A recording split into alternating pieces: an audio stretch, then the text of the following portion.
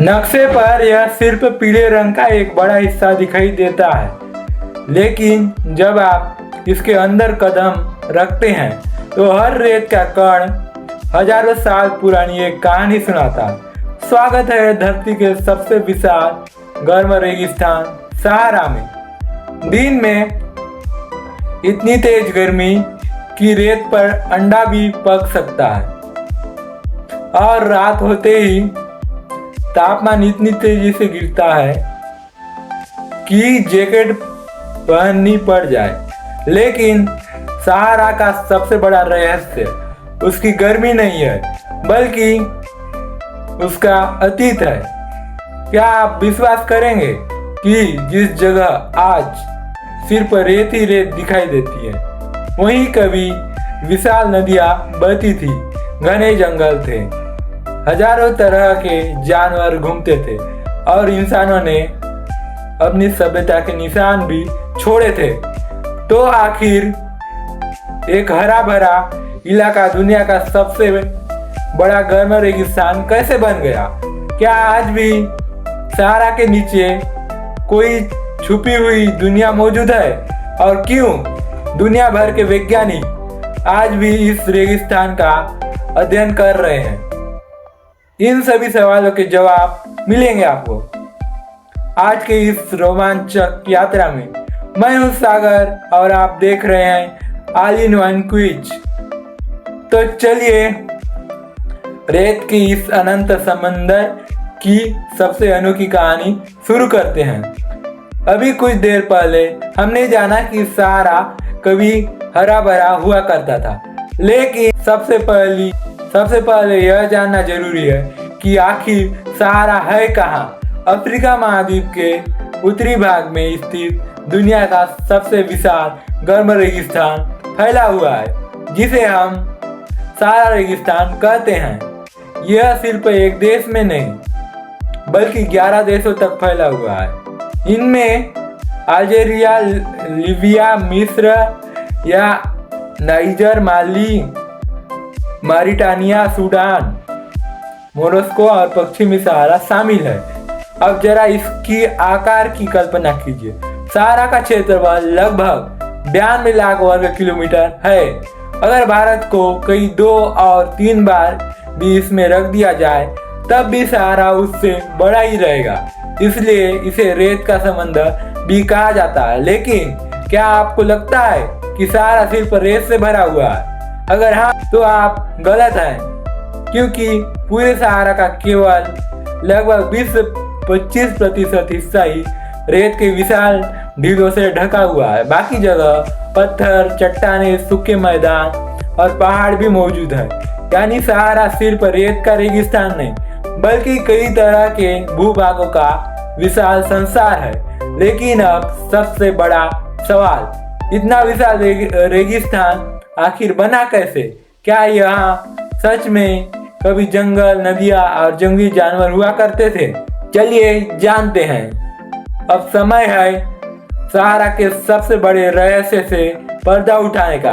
आज अगर आप सहारा रेगिस्तान में खड़े हो तो आपको चारों तरफ सिर्फ रेत ही रेत दिखाई देगी।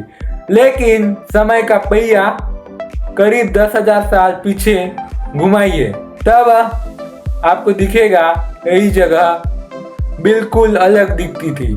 दूर दूर तक हरी घास फैली हुई थी, विशाल झीलें, तेज बहती नदियाँ और जंगलों में घूमते हाथी, जिराफ, घड़ियाल, घोड़े, मगरमच्छ और कई दूसरे जंगली जानवर। सोचिए जरा, आज पानी की एक एक बूंद की कीमत है। वहीं कभी विशाल झीलों में मछलियां तैरा करती थी। वैज्ञानिक इस समय को ग्रीन सहारा कहते हैं। लेकिन सवाल यह है कि इतना बड़ा बदलाव आया कैसे? इसका जवाब छुपा है धरती की गति में। हजारों साल पहले धरती की कक्षा और झुकाव में हुए कुछ प्राकृतिक बदलावों के कारण अफ्रीका के इस हिस्से में मानसून की बारिश बहुत ज्यादा होती थी। बारिश होती रही तो जंगल उगते गए, झीलें भरती गई और जीवन फलता फूलता गया। लेकिन धीरे धीरे धरती की प्राकृतिक चक्र में बदलाव आया। बारिश कम होने लगी, झीलें सूखने लगी, नदियां गायब होने लगी पेड़ पौधे खत्म होने लगे और हजारों वर्षों में यह हरा भरा इलाका धीरे धीरे बदलकर दुनिया का सबसे बड़ा रेगिस्तान बन गया।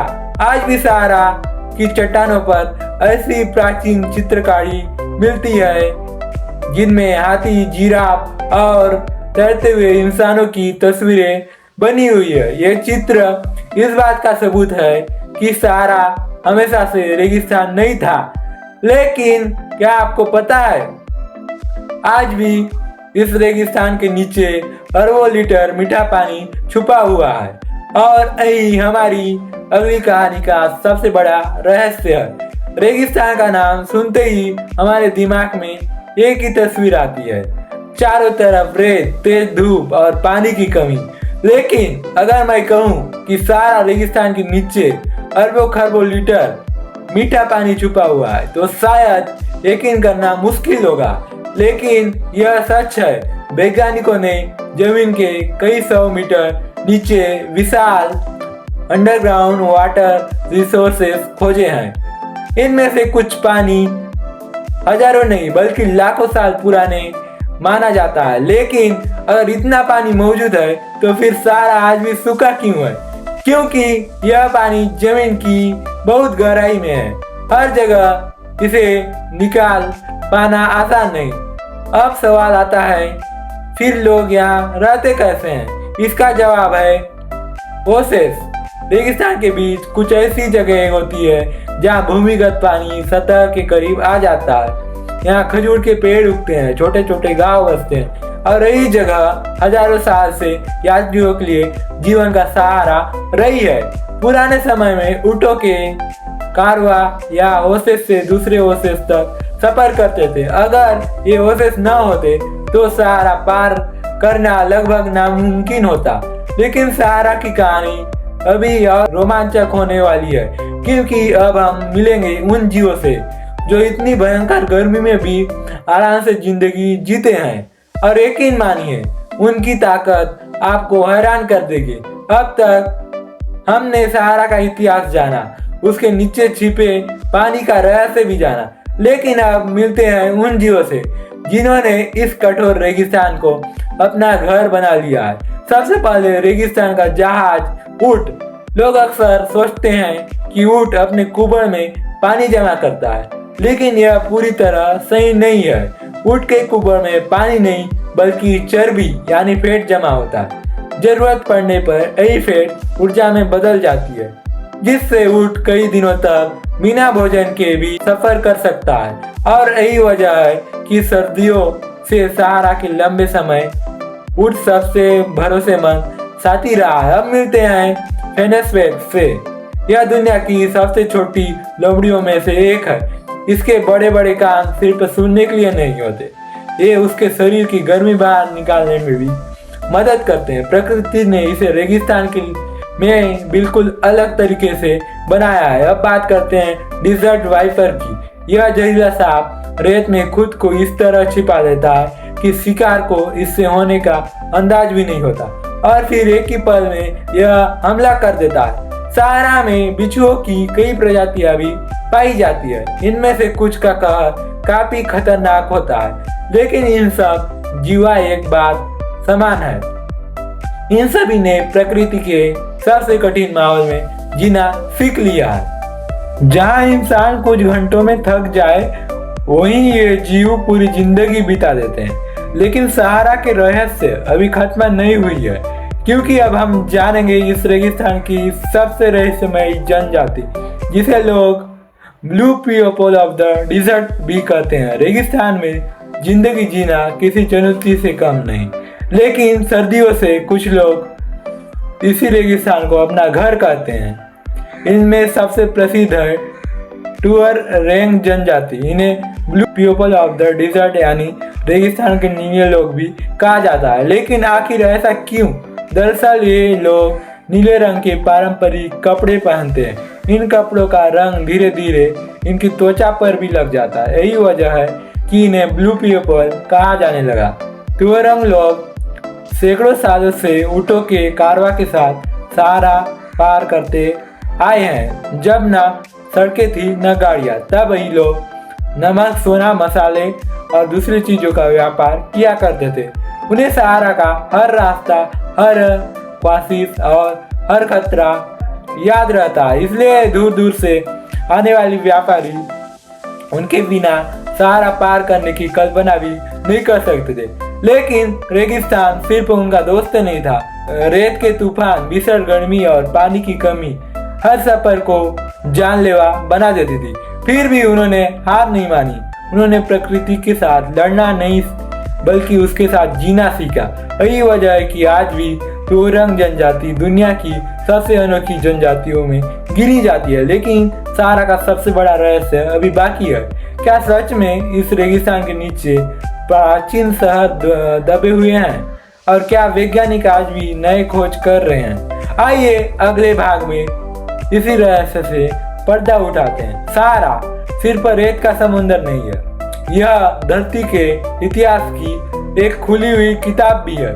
आज भी जब वैज्ञानिक सैटेलाइट और नई तकनीकों की मदद से इस रेगिस्तान का अध्ययन करते हैं तो उन्हें ऐसी चीजें मिलती है जो पूरी दुनिया को हैरान कर देती। रेत के नीचे सूखी हुई प्राचीन नदियों के निशान मिले हैं, ऐसे रास्ते जहां कभी पानी बहता था। इतना ही नहीं, हजारों साल पुरानी रॉक पेंटिंग्स भी मिली है।